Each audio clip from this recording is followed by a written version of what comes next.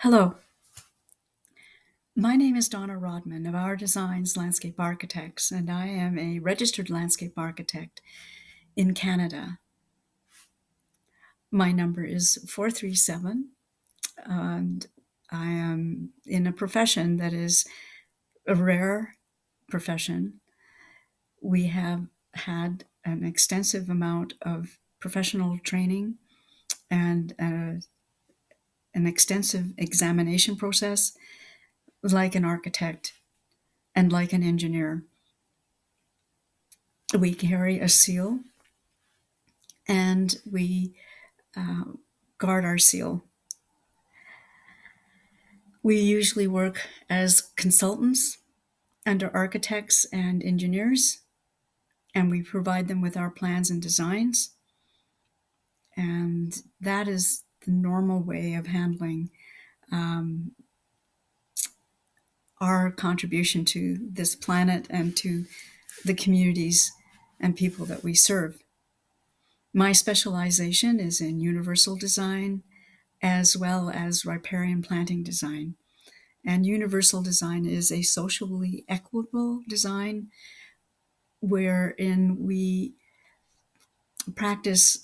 There's 7 principles of the approach, but I also go over and above that because I also include intergenerational design with my work, and I design for people with disabilities, seniors, children with special needs, tabs, as we call people. We don't like labeling, but it's temporarily able-bodied. I was one of those a couple of years ago. I was temporarily able-bodied due to a spinal cord injury, but I'm fine now. Thank you.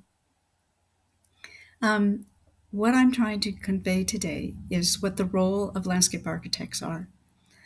And in Canada, we have been able to create 9 points as to what our roles are. I'd like to share first my mission statement with our designs, and that is to create designs that care, to improve life here, conduct research and enhance life anywhere, promote health, self-sufficiency, safety. Public health is really important to us, and efficient performance. We want to create beauty in the landscape. And beauty is color, it's texture, it's fragrance of the plant materials, it's form and structure and where we put things that attract you to a specific space where you feel welcomed and can relax and be at peace and just restore. And that's why I left nursing, was to try to bring these kind of spaces into hospitals, group homes, social housing projects, for example, where people are somewhat confined for some reason or another. We also work with promoting life system functions and enhancing them, protecting them, conserving them. So another part of my practice is actually doing riparian planting designs along streamside corridors, wetlands, constructed or natural wetlands, to restore water quality. We're in summation, creating a positive, peaceful, universally designed lifestyle is what we're hoping to create. The roles. Landscape architects bring together science and art, and we work in open spaces, outdoor open spaces, parks, schools, institutions, roadways, roadway systems, external areas for commercial, industrial, and residential areas. We can develop an entire neighborhood and locate the lots and work at designing the roadway systems. And then, of course, work with a transportation or civil engineer to complete the design approach. We plan and monitor construction of projects, maintenance of the plant material. We do management, we work in management and rehabilitation. There are 9 points. The first is we develop new and improved theories and methods, and we provide advice to policy writers, usually at the municipal level or the city level. And it's mostly all related to landscape architecture, of course. Number two, we review sites and consult with our clients and managers, property managers, other stakeholders to determine type, style, size of proposed buildings, parks, roads, and other open spaces. We also work with the police department in crime prevention through environmental design, which is some certification training that I received when I first starting in the profession, and how we deal with addressing alleys and dead ends in neighborhoods where people can get trapped. Third point, we compile and analyze site and community data about geographical and ecological features, landforms that are on the site, soils, soil makeup, the texture of the soils, vegetation, site hydrology. We do draining plans. Like engineers, we will do a draining plan. We look at visual characteristics of land. For example, when we're working with forestry or highways, and there's a hill, and they decide they're going to clear part of the hill, we're going to be talking to them about the visual impact of that clearing for people who are driving through that landscape and enjoying the views of the landscape. And also at the same time, we're going to deal with erosion control, hydrology off that land clearing and where it's going to go.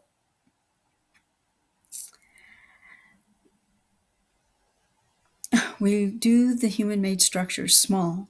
We know that we have to work within our competencies, and we will consult with a structural engineer if we have a structure that really requires proper stress and strain analysis. We formulate land use and development recommendations, and we do create feasibility studies, crime prevention reports, and environmental impact statements. I have done a lot of work inside buildings too, unfortunately, built for the British Columbia Building Code, but inside addressing accessibility, basically, and reconfiguring and renovations that are required. For example, one of my clients was the University of British Columbia, and between myself and an architectural student, we worked together for 3 months to upgrade over 50 buildings and write a big, big report for funding for the university to upgrade buildings that have been built prior to the 3.7 of the British Columbia Building Code, which addressed people with disabilities and their access to buildings. So this is for students with disabilities, get them to school to reach their full potential. We write specifications, or we'll hire a specification writer. We do contract documents. We're not lawyers, but we can create draft documents for use by builders and civil engineering contractors. And we do set up tenders and the process of bidding for a project, which case the contractor submits their bid. We take the bid, we vet the bid, we make sure it meets all our requirements, take it to the client. The client decides which contractor they would like to choose to contract with to get our plans and our designs installed for the client. We make necessary contacts and ensure feasibility of projects regarding style, cost, timing, and compliance with regulations, and we do work with regulatory authorities, interpreting the regulations, discussing them with the authority, and then taking that information to our client, advising them how our design is addressing these regulations, and can we conform and be compliant. And if not, we need to figure out a solution that help keeps both parties happy, the regulatory authority and our client, and know when to guide our client in a different direction if we need to, or the regulatory authority, and help change their policy a bit.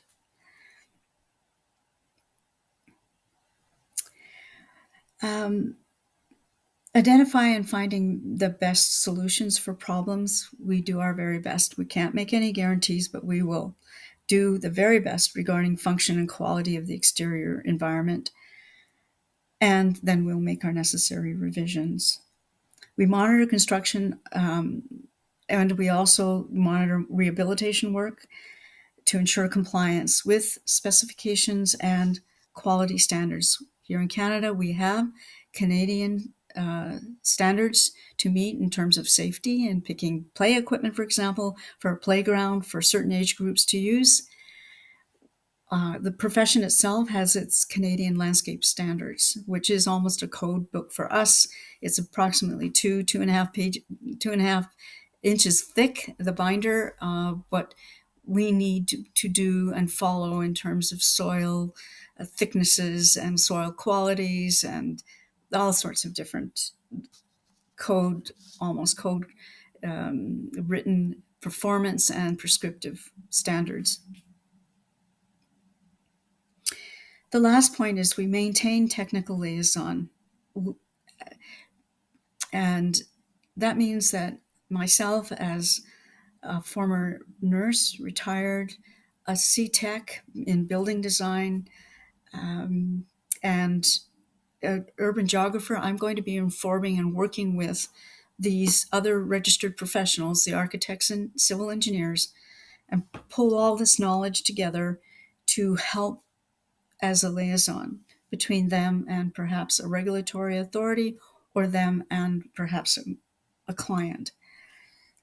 So we do offer consultancy services. When I was first interning, I was basically a universal design consultant working with landscape architects underneath them, working on their various different projects.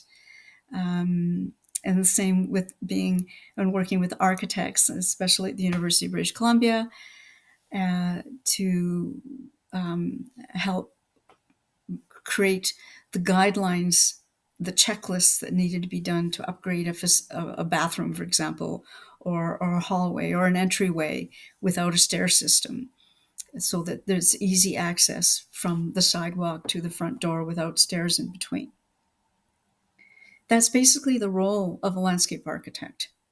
And I really want to thank you for listening to me, so that I'm hoping I've increased your awareness of what we do as a profession. We're modern, but we're also old, and we're working in the sense that our history goes back to the medieval ages, even sooner than that, when people started to form their land, when they started farming on their lands and started to address floods on their lands, to today, where we're working more in the cityscape, in the urban environment, rather than the rural environment.